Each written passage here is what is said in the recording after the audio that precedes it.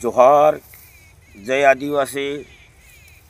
ગઈકાલે આપણે એક વિડીયો મળ્યો તો અમે છપ્પનિયા દુકાળનો, અને એમાં ફેસબુક મિત્રો છે આપણા 5000 મિત્રો। એમાં રેલવાના ખાસ મિત્ર છે ઝવેરભાઈ ડામોર, અને બીજા ઘણા બધા મિત્રો સંકળાયેલા છે। ભાઈ શ્રી વલવાઈજી છે, અને ઘણા જ બધા ટોટલી હવે નામ લેવા જઈએ તો જે આપણે વાત કરવાની છે, અને એમને જે મને કીધું છે કે ભાઈ આજે મેં ફેસબુક ઉપર પોજાભાઈ ધીરાભાઈ પારગી, જે આપણે ગોવિંદ ગુરુએ સમસભા બનાવેલી, અને એમાં જુદી જુદી કામગીરી ગોવિંદ ગુરુએ ફાળવેલી, અને એમાં આ પોજાભાઈ ધીરાભાઈ પારગી ને જે પોલીસ વિભાગનું કામ હોપેલું એના અધ્યક્ષ બનાવેલા એમને સમસભામાં પોલીસના આગેવાન। તો એમના 4થી 5મી પેઢીના પુત્ર, એટલે હમણાં જ રિટાયર થયા, ડુંગર પ્રાથમિક શાળામાં નોકરી કરતા હતા। આ બિલકુલ પુરાવા હાથે વાત છે। એમનું નામ છગનભાઈ, એમના પિતાનું નામ કાનજીભાઈ। છગનભાઈ, કાનજીભાઈ, કાનજીભાઈ બज्जीભાઈ, અને બज्जीભાઈ પોજાભાઈ, અને પોજાભાઈ ધીરાભાઈ। આ રીતે એમનો વંશવેલો બિલકુલ સત્ય है। आ अनाज भी साक्षी कहूँ, आज पेढ़ी नाम बोलो बिल्कुल सत्य है, सनातन है, इतिहासनी बात है। एटले भाई हवे ई वखते राजाशाही हतो, अंग्रेजी हुकूमत चालती थी, शासन हतुं सीधी रीते। तो राजा महाराजाओनी जे सेना हती पोलीसनी, એ કેને ઘેરે ઉતરતી, જે ગામનો મુખી હોય પટેલ હોય એ પટેલને ઘેરે ઉતરતી હતી। તો આ અત્યારે તો દાહોદ જિલ્લાના ફતેપુરા તાલુકામાં ડુંગર ગામ આવ્યું છે, પણ પહેલું આપણું બૃહદ પંચમહાલ, જૂનું પંચમહાલ, જે રેવા કાંઠા ગણાતી વખતમાં, અને સંતરામપુર તાલુકામાંથી ડિવાઈડ થઈને ફતેપુરા તાલુકામાં હમણાં તો છે ડુંગર ગામ। તો આ ડુંગર ગામમાં જે રાજા મહારાજાની પોલીસ ઉતરતી હતી। હવે એમાં બનવા જોગ એવું બન્યું મારા ભાઈ કે માનગઢ આપણું અહીં આવ્યું, માનગઢને જસ્ટ નીચે કોંડા ગામ, આ બાજુમાં ભમરી, અને ભમરીથી આમ સીધા જે હુદા એટલે ગઢરા ગામ આવે। તો ગઢરા ગામમાં એક થાણું હતું, અને એ થાણામાં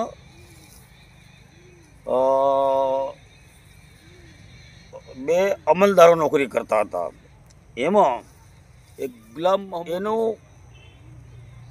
નાટક પણ વેશમાં રાજેન્દ્ર ભગત સાહેબ આ જગતમાં નથી રહ્યા હમણાં, અમદાવાદના મારા મિત્ર હતા, અને અમે ગોધરા ખાતે પોલીસ હેડક્વાર્ટર જે મેદાન है એમાં સમસભા નામનું એક નાટક આ પોજા ધીરા પારગી ઉપર, માફ કરજો મિત્રો આદિવાસી હું, ભીલ હું, પણ ગોત્ર મારો પારગી છે એટલે પારગી શબ્દ વાપરું હું।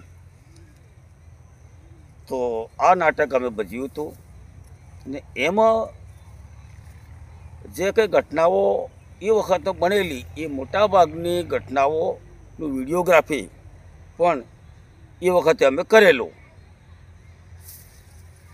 અને એમાં મોટાભાગના છોકરાઓ ગુજરાત વિદ્યાપીઠના હતા, અને એમની ટીમના હતા નાટ્યકારો, અને મોટાભાગના ગુજરાતના નાટ્યકારો આજે મારા મિત્ર છે, કપિલદેવ શુક્લા સુરતવાળા, અને હમણાં ફેસબુક ઉપર મિત્રો મેં પોસ્ટ મૂકી છે મારા પ્રમાણપત્રો।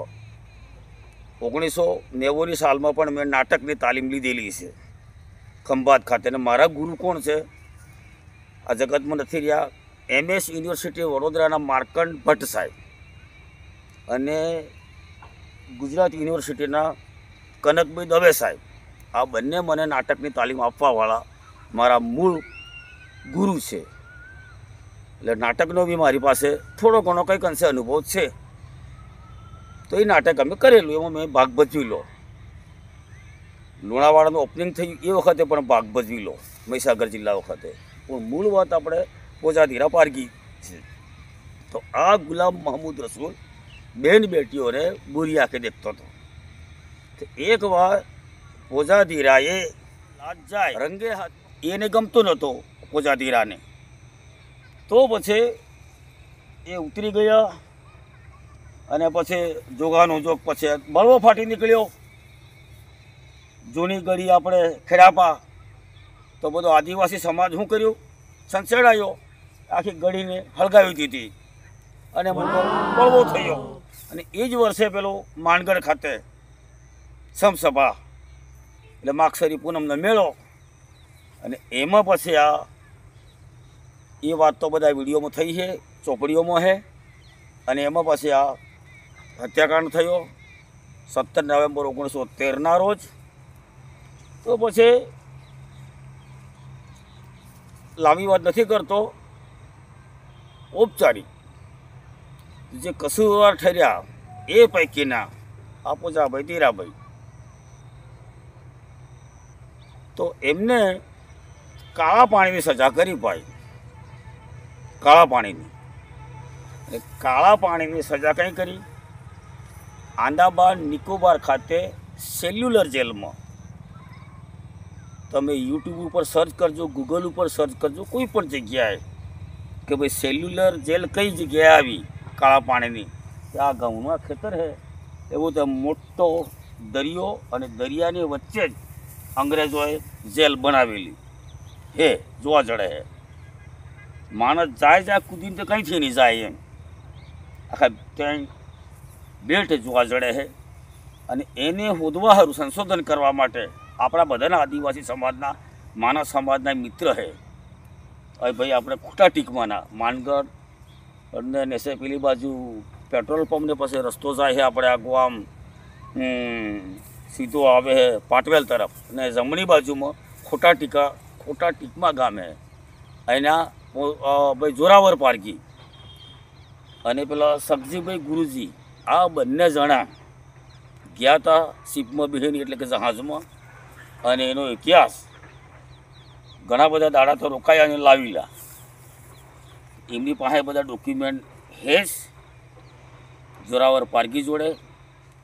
હવે સેલ્યુલર જેલની કે વાત કરતા હતા, અને આપણે બી બધી વાત સાંભળી છે, પણ નવી પેઢીએ તે સાંભળી. એવી જેલ કે આ જેલમાં આમ બે કોટડીઓ, અહીં મોટો ભાઈ હોય, અહીં નાનો ભાઈ હોય. આ મોટો હોય, નાનો હોય જેલમાં, અને વેસમાગી દિવાલ હોય આમ. તો આ મોટા ભાઈને ખબર નહીં પડે કે મારી બાજુમાં નાનો ભાઈ જેલમાં હે, કોઈને ખબર નહીં પડે કોઈ કેદી કયા ગામનો હે. એટલું બધું ચુસ્ત. અને ત્યાં હાથેને પગે પેલી બેડીઓ પહેરાવી રાખતા, અને અધમોણ દાણા દળાવતા એમ કહેવાય, મોટી મોટી ઘંટીએ, અને મારતા જોરે. તો આવી 10 વર્ષની સજા પોજાધીરાએ ભોગવેલી ભાઈ આંદામાન નિકોબાર ખાતે. અને જ્યારે નાથુરામજી માનગઢ ઉપર હતા, મારે ઘેરે લગભગ 3 વાર નાથુરામજી આવ્યા, અને અમે સમસભા ભરતા હતા. હું માનગઢ ઇતિહાસ લેખક તરીકે હતો એમની સભામાં. તો નાથુરામજી મહારાજ, લાલશંકર પારગી, જોરાવર પારગી, સગજીભાઈ, હરદારભાઈ મછાર અને ઘણા બધા મિત્રો સમસભામાં નક્કી કરેલો, ઠરાવ બી કરેલો કે ભાઈ આની મૂર્તિ ગોવિંદ ગુરુની માના પારગીને તો નખાઈ ગઈ આ માનગઢ ખાતે, પણ જેને આંદામાન નિકોબાર ખાતે કાળા પાણીની સજા ભોગવી પોજાધીરા પારગીએ, તો એની મૂર્તિ અહીં માનગઢ ખાતે નખાય, કાં તો દાહોદ જિલ્લા ખાતે નખાય, મુખ્યાલય ઉપર, એમ જિલ્લામાં થકે કે તાલુકામાં થકે. એવો સર્વાનુમતે અમે ઠરાવ કર્યો હતો માનગઢ ઉપર ઠરાવ બુકમાં. નાથુરામજીની બી સહીઓ હે મેં ઠરાવ બુકમાં એજન્ડામાં, રામચંદ્રજીએ પણ સહીઓ હે, બધાની સહીઓ હે એ વખતની.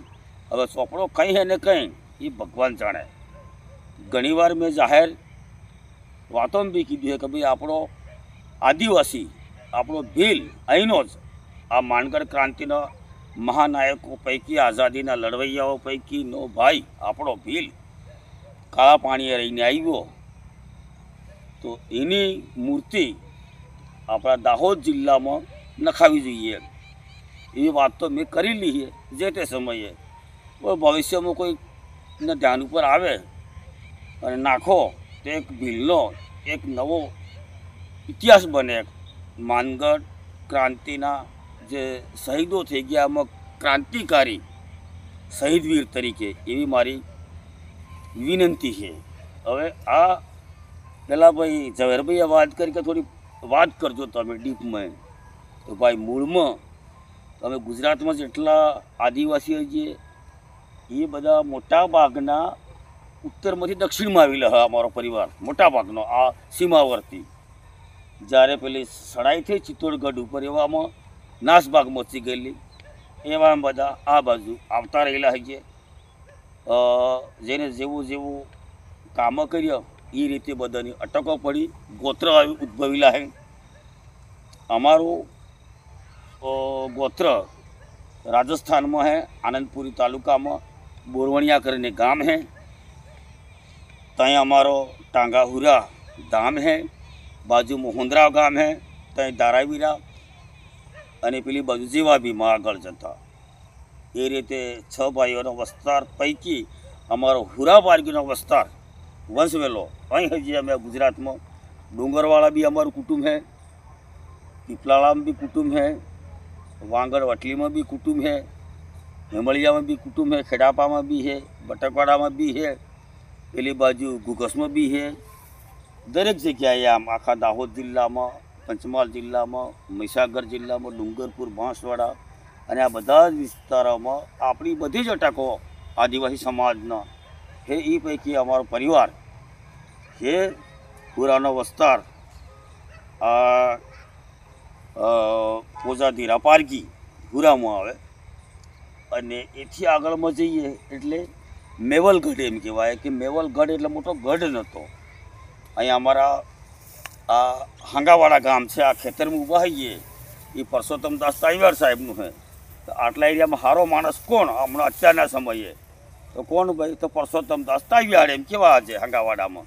એ રીતે પેલો મેવલો દાદો થઈ ગયો, એનો આખો વિસ્તાર એમ અમુક એરિયા પ્રમાણે એમ પેલો કહે ને ભાઈ બારવટીઓ એમ, એટલે જેનો 12 ગામની અંદર જેનો આમ વટ હોય, આગેવાન હોય એ કહેવાતો બારવટીઓ એમ. આ દાખલા તરીકે બારવટીઓ કોણ? કે 12 ગામોમાં જેની આગ પડતી હોય એ કોણ કહેવાય? બારવટીઓ. બરાબર કે? એ રીતે આ મેવલો બાબો એ વખતે તો એની આણ વર્તા તેની એ કહેતા પ્રમાણે બધી પબ્લિક કરતી હતી. અને એમના વંશની અંદર આજે જે કંઈ પારગીઓ છે એ બધા કંઈક શું કહે ભાઈ અમે મેવલિયા પારગી હજી એમ. વાત બી હાસી છે. મૂળમાં ધારમાંથી નીકળેલા, ધાર અમારો ખોટો ધાર ઉજ્જૈન એમ કહીએ કે આપણે ધારમાંથી નીકળેલા પાઠ ચિત્તોડની વાટે મેવલ તે મસાકું કહેવાય. મેવલથી કી આવ્યા ઉદયપુરમાં અને હરાળા પાલ વસાવી. આજે હરાળામાં હરમોર તરીકે બધા પારગી ઓળખાય છે, હરમોર. અને અહીંથી પછી આવ્યા ગલિયાગોઠમાં અને બોરવણિયામાં આવ્યા. બોરવણિયામાં બોરનો ખોટો રોપી અને બોરવણિયા પાલ વહાડી લે અને અહીંથી જેમ વંશ વેલો વધ્યો એમ દોહા બધા એક જગ્યાએ થી રહ્યા. એ એન્ટાસ રહ્યા છે આપણો આદિવાસી સમાજ, સ્થાયી નથી રહી. અમુક પેઢી એટલી એક જગ્યાએ રહીએ ટકીને, ને તો હિડેસ પાર. એમાં પોજાધીરા પારગી થઈ ગયેલા છે. આ રીતનો એમની નાની મોટી બધી વાતો છે. એટલે માનગઢ ક્રાંતિના મહાનાયકોને જેટલી વાતો કરીએ એટલી ઓછી પડે. મિત્રો, ભાઈઓનું સૂચન હતું એટલે થોડીક વાત મેં આજે રજૂ કરી છે પોજાધીરા પારગીની. જય ગુરુ માલિક.